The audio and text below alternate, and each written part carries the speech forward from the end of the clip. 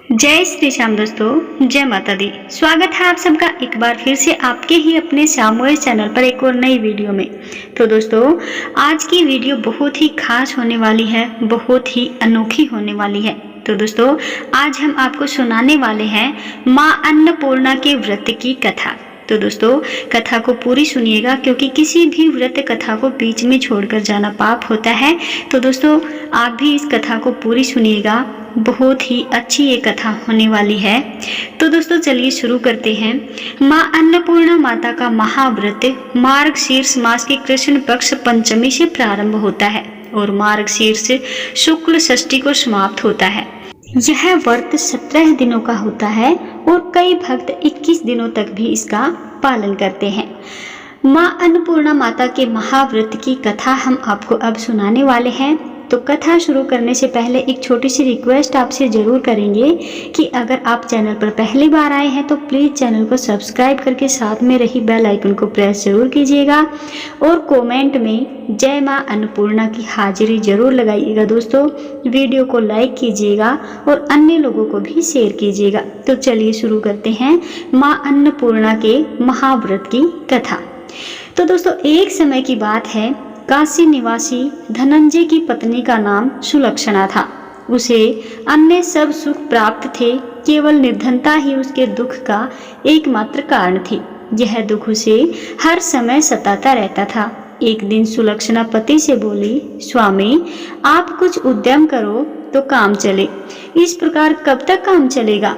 सुलक्षणा की बात धनंजय के मन में बैठ गई और वह उसी दिन विश्वनाथ शंकर जी को प्रसन्न करने के लिए बैठ गया और कहने लगा, हे देवाधिदेव विश्वेश्वर, मुझे पूजा पाठ कुछ आता नहीं है, केवल आपके भरोसे बैठा हूँ। इतनी विनती करके वह 2-3 दिन तक भूखा प्यासा बैठा रहा। यह देख कर के भगवान शंकर ने उसके कान में अन्नपूर्णा अन्नपूर्णा अन्नपूर्णा इस प्रकार 3 बार कहा। यह कौन क्या कह गया? इसी सोच में धनंजय पड़ गया कि मंदिर से आते ब्राह्मणों को देखकर पूछने लगा, पंडित जी, अन्नपूर्णा कौन है? ब्राह्मणों ने कहा, तू अन्न छोड़ बैठा है, सो तुझे अन्न की ही बात सूझती है। जा घर जाकर अन्न ग्रहण कर। धनंजय घर गया, स्त्री से सारी बात कही। वह बोली, नाथ, चिंता मत करो, स्वयं शंकर जी ने यह मंत्र दिया है, वे स्वयं ही खुलासा करेंगे। आप फिर जाकर उसकी आराधना करो। धनंजय फिर जैसा का तैसा पूजा में बैठ गया। रात्रि में शंकर जी ने आज्ञा दी और कहा, तू पूर्व दिशा में चला जा। धनंजय ने वैसा ही किया।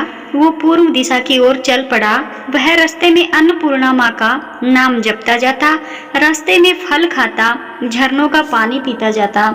इस प्रकार कई दिनों तक चलता गया। वहां उसे चांदी सी चमकती वन की शोभा देखने में आई। सुंदर सरोवर देखने में या उसके किनारे कितनी ही अप्सराएं झुंड बनाए बैठी थी। एक कथा सुनती और सब मिलकर माँ अन्नपूर्णा इस प्रकार बार बार कहती थी। यह अगहन मास की उजली रात्रि थी और आज से ही व्रत का आरंभ था। जिस शब्द की खोज करने वह निकला था, वह उसे वहां सुनने को मिला। धनंजय ने उनके पास जाकर पूछा, हे देवियों, आप यह क्या करती हो? आप ये क्या बोल रही हो? उन सब ने कहा, हम सब माँ अन्नपूर्णा का व्रत करती हैं। धनंजय ने पूछा, व्रत?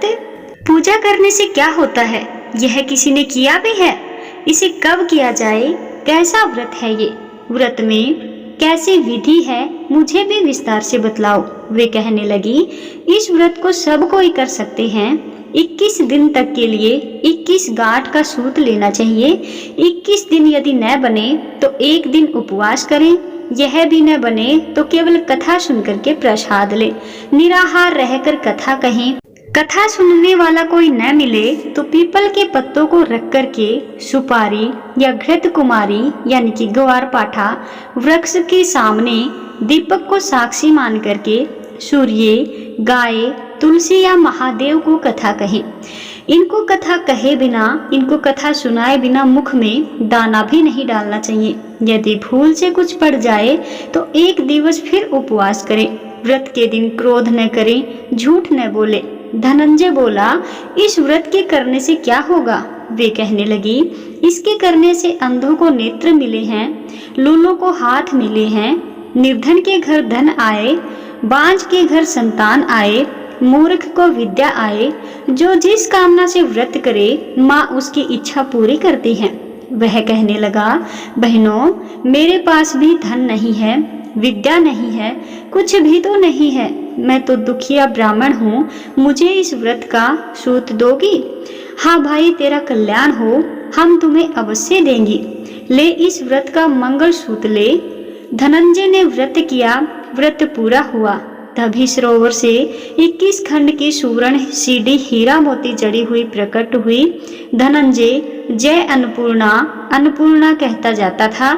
इस प्रकार कितनी ही सीढ़ियां उतर गया तो क्या देखता है कि करोड़ों सूर्य से प्रकाशमान अन्नपूर्णा माँ का मंदिर है। उसके सामने सुवर्ण सिंहासन पर माता अन्नपूर्णा विराजमान है। सामने भिक्षा हेतु शंकर भगवान खड़ी हैं। देवांगनाएं चंवर डुलाती हैं, कितनी ही हथियार बांधे पहरा देती हैं। धनंजय दौड़कर जगदम्बा के चरणों में गिर गया। देवी उसके मन का कलेश जान गई। धनंजय कहने लगा, माता, आप तो अंतर्यामिनी हो, आपको अपनी दशा क्या बताऊं?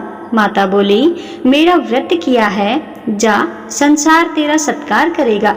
माता ने धनंजय की जिह्वा पर बीज मंत्र लिख दिया। अब तो उसके रोम रोम में विद्या प्रकट हो गई। इतने में क्या देखता है कि वह काशी विश्वनाथ के मंदिर में खड़ा है। माँ का वरदान ले धनंजय घर आया।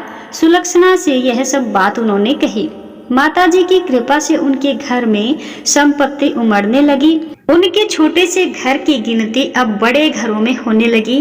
जैसे शहद के छत्ते में मक्खियां जमा होती हैं, उसी प्रकार अनेक सगे संबंधी आकर उनकी बड़ाई करने लगे। कहने लगे, इतना धन और इतना बड़ा घर, सुंदर संतान नहीं तो इस कमाई का कौन भोग करेगा? सुलक्षणा को संतान नहीं होगी, इसलिए तुम दूसरा विवाह करो। अनिच्छा होते हुए भी धनंजय को दूसरा विवाह करना पड़ा और सती सुलक्षणा को शोक का दुख उठाना पड़ा। इस प्रकार दिन बीत गए। फिर अघन मास आया।